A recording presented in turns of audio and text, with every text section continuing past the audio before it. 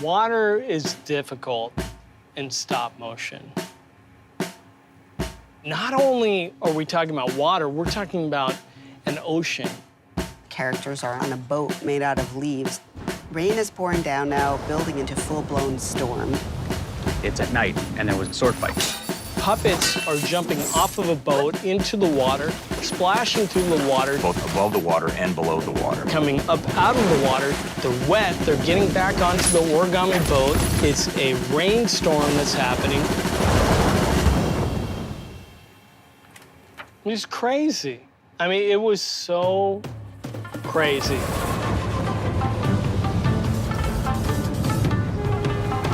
There were definitely times where I felt like we bit off more than we could chew. You know, characters animating in water, bad idea.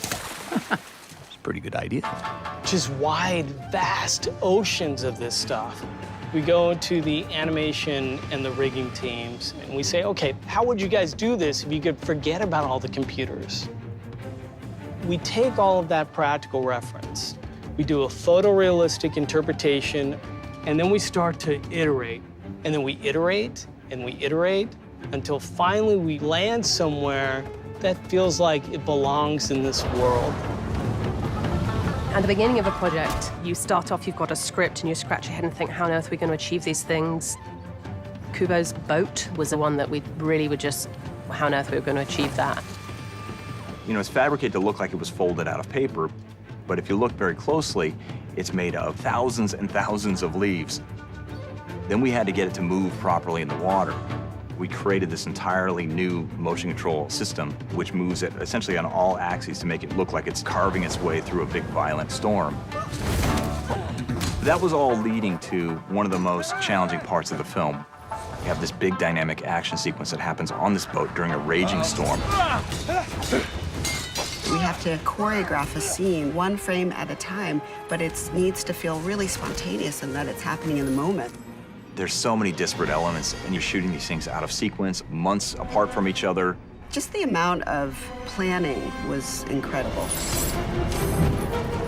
Some really, emotional performances happening too, and we don't want that to get lost in the requirements it takes to pull off this big scene.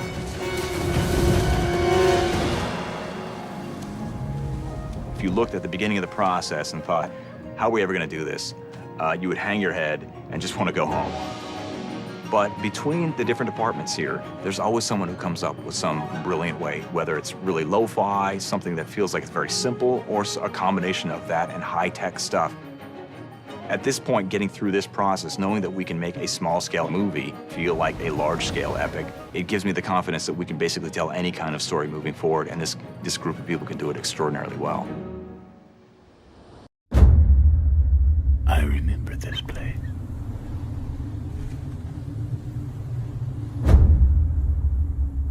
This was where my father prepared for his quest.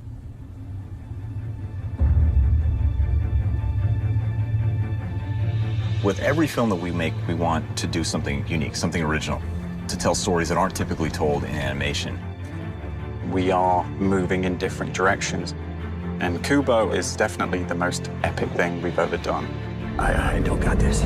I don't got this! Oh, for crying out loud! At its core, Kubo and the Two Strings is a stop-motion samurai film. And as we started to develop the film over time, it became something that was much more. This isn't just about fighting monsters. You know, it's about family, it's about love, it's about trust. It's a great mythical adventure. Impressive. One of the things that really drew me to the project was the relationship between Kubo, Beetle, and Monkey. Must you play with your food? Yes. Kubo goes from his simple life to the big scary world out there. And so he has to go through this journey to fulfill his heroic destiny, and there are all kinds of challenges along the way. Well, everything in it was too ambitious. But if something seems like it can't be done, that's normally when we show an interest in it. You know, a big epic action film, that's just not something that's typically done in stop motion, and for a good reason. How do we do stylized water? How do we do massive monsters emerging from the shadows? how do we make these characters come to life in a way that feels real? We certainly hadn't done that before, and I think the scale of it has never been done before. There's something so seamless about it. When technology can marry storytelling like that, it's really powerful. We're now here at the end of a 5-year process, and it really is a testament to all the artists who took this impossible challenge and turned it into this incredible piece of cinema.